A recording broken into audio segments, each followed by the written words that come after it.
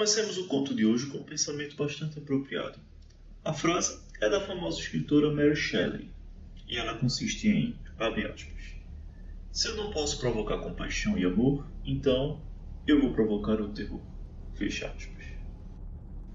Olá, o meu nome é Júnior e sejam muito bem-vindos ao meu canal. A nossa história começa numa pequena cidade ao norte da Inglaterra, uma terra estranha com um ar de mistério em cada esquina. À medida que o som do apito do trem desaparece ao longe, o Dr. Paul Green tenta se livrar dos calafrios e da noção de que regressou no tempo para desembarcar em um outro século, e também da profunda solidão que o acomete nesse momento. Ninguém foi buscá-lo na estação, e ele não sabia como chegar na casa do seu antigo professor, o Dr. Constantino. Após esperar vários minutos, resolveu ir atrás de informações de como chegar à casa do seu antigo mentor. Quem sabe um funcionário da estação soubesse de algo, tendo em vista que estava numa pequena cidade de interior. Ao perguntar sobre o doutor para o bilheteiro, Paul ficou assustado com a resposta ríspida do funcionário, algo totalmente incompreensível, pois fez apenas uma simples pergunta, nada que pudesse ofender o senhor da bilheteria. Só restava então andar pela cidade em busca de alguma informação que o levasse ao doutor. Enquanto andava, seus passos ecoavam mais alto que o som do ruidoso temporal que acometia aquela cidade. O Dr. Green caminhava pela vila na esperança de encontrar alguma porta aberta, uma voz amigável e, quem sabe, um pouco de luz e calor em meio àquele clima nada convidativo. Por fim, adentrou numa taverna e logo foi perguntar ao funcionário do balcão onde poderia encontrar o Dr. Constantino. Mal terminou de pronunciar o nome do doutor e alguns clientes, juntamente com o barman, se exaltaram, acusando-o de ter algum pacto com o diabo e que saísse imediatamente do estabelecimento, pois ele não seria bem-vindo na região. Uma onda de arrependimento por ter saído de Londres abateu sobre ele, e não só isso, ele percebeu que estava sendo seguido pelos homens do bar. Não tardou para ser alcançado, e uma saraivada de socos e chutes o atingiram. O seu corpo tombou no pavimento e uma terrível náusea o assolou. Os golpes brutais de punhos e pés continuaram por vários segundos, e dizeres como "saia da cidade" ecoavam até que ele atingisse a inconsciência. Horas depois, o Dr. Green finalmente recobra a consciência. Não sente mais a chuva ou a rua ensopada sob seus pés. Ofuscados pela luz ambiente, os seus olhos tentam entrar lentamente em foco. Parecia que estava num ambulatório. Não. Certamente aquele lugar era um laboratório. Pelas paredes antigas, ele estava certo que se encontrava no interior de um castelo. Entretanto, com uma avançada tecnologia. Porém, ele percebeu que não estava sozinho. Havia outra respiração no recinto. Na cama ao lado, havia uma criatura humanoide, algo que ele nunca tinha visto. Nesse instante, o Dr. Constantino entra no recinto e o cumprimenta, mostrando-se feliz com a recuperação do velho aluno, e certamente por ter chego antes que aqueles bárbaros o tivessem ferido gravemente. Porém, nesse momento, Paul só pensava no monstro que estava deitado ao seu lado. O Dr. Constantino explicou que ele não se tratava de um monstro, e sim da sua criação, que no momento ainda estava imperfeito, mas com a ajuda do seu velho aluno, ele conseguiria terminar seu experimento. Sendo assim, ele começou a explicar toda a sua ideia. Tudo começou quando ele se aposentou anos atrás. Ele iniciou uma série de experimentos de estimulação eletrônica em células cerebrais e em todo o sistema nervoso. Durante anos, praticou seus testes em ratos, macacos e outras cobaias. Porém, certa noite, ocorreu um terrível acidente automobilístico nas imediações do castelo. Ele resgatou os 2 homens dos destroços do acidente, ambos mortos e completamente mutilados, ou seja, uma oportunidade para ele testar seus experimentos. O doutor passou a noite reparando as lesões e suturando o que era possível salvar de cada um dos cadáveres, e com isso formar um novo indivíduo a partir dos 2 despedaçados. Ele trabalhou contra o tempo, reconfigurou todo o seu equipamento para receber uma espécime maior e, em seguida, tomado pela ansiedade, acionou o gerador de corrente. E, sim, funcionou.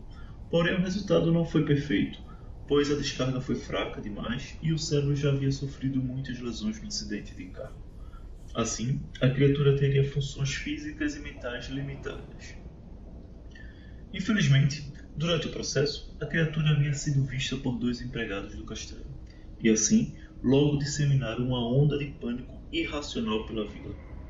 O Dr. Green escutou toda a história, porém não entendia qual o objetivo do Dr. Constantino com a sua criatura incompleta, tendo em vista os danos já sofridos em suas funções cerebrais, ao qual o tornaria impossível de integrar à sociedade. Então, o Dr. Constantino explicou qual era o seu plano e o porquê convidou o seu melhor pupilo para lhe ajudar. Ele havia criado uma criatura fisicamente perfeita, mas com a mente fraca, e ele, com o avançar da sua idade, encontrava totalmente debilitado fisicamente, porém o seu cérebro estava em excelente condição, ou seja, ele queria se libertar daquele corpo decrépito pela velhice, queria ter o seu cérebro implantado no corpo de sua criação, e só conseguiria isso com a ajuda do seu mais exemplar aluno. Nas semanas seguintes, o Dr. Green se aprofundou nas anotações e pesquisas do seu mestre, deixando que o imenso volume de texto o convencesse a realizar o que sua consciência jamais o permitiria. Mas, por fim, ele teve que concordar. Era possível sim. Todo o estudo do Dr. Constantino era válido e totalmente realizável, bastando apenas gerar uma descarga elétrica intensa o suficiente para preservar tanto o cérebro quanto o corpo da criatura. Finalmente o dia mais esperado chegou.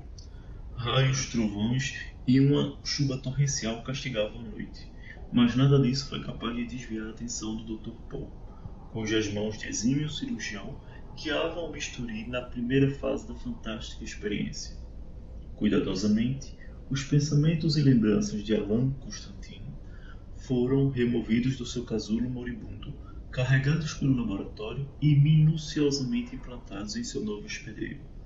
Enfim, o trabalho cirúrgico estava concluído. Restava apenas instalar a fiação, confirmar as leituras e ligar o sistema elétrico. Ao ligar a descarga necessária para dar vida à criatura, toda a cidade ficou mergulhada em trevas, exceto o castelo do doutor, fato que não tardou em chamar a atenção de toda a cidade para a residência. Ao fim de todo o processo cirúrgico, a forma monstruosa estremeceu. Seus dedos se moviam e suas pálpebras abriam lentamente. Uma voz rouca, porém forte, saiu da criatura. Ela estava viva, e dentro dela, o Dr. Constantino estava consciente. Em contrapartida, o povo da cidade não iria permitir a criação de mais uma criatura e logo trataram de seguir para o castelo. Armados com pedaços de madeira e outras ferramentas, os habitantes da vila investiram contra a porta do castelo. Mas o Dr. Constantino, agora com o corpo revigorado, não iria permitir que esse ataque continuasse. Ele iria dar a eles o mesmo destino que os 2 que morreram no acidente de carro tiveram, pois, para o doutor, não haveria limite para conseguir o que queria. Com isso, ele foi de encontro aos aldeões da vila, que tentavam entrar no castelo. Ao verem a monstruosa criatura sair do castelo, assustado, os moradores correram, mas o doutor continuou atrás deles, com uma fúria incontrolável. Ignorando totalmente a violenta tempestade, a criatura grotesca avançava cambaleando rumo ao povoado, com a mente infestada de fúria e destruição. Para o monstro ensandecido, pouco importava a tempestade, os trovões e os raios, ignorando até mesmo os objetos capazes de atraí-lo. Neste momento, um raio atingiu em cheio a criatura. O Dr. Green correu na direção do que era o novo corpo do seu mentor, mas encontrou apenas um punhado de cinzas fumegantes. Cinzas que encerraram as lembranças e pensamentos, os sonhos e pesadelos do seu antigo mestre. Bem, com esse final de certo modo chocante, eu vou ficando por aqui. Não esqueçam de curtir, compartilhar, ativar o sino de notificações e nos vemos na próxima semana. Um forte abraço.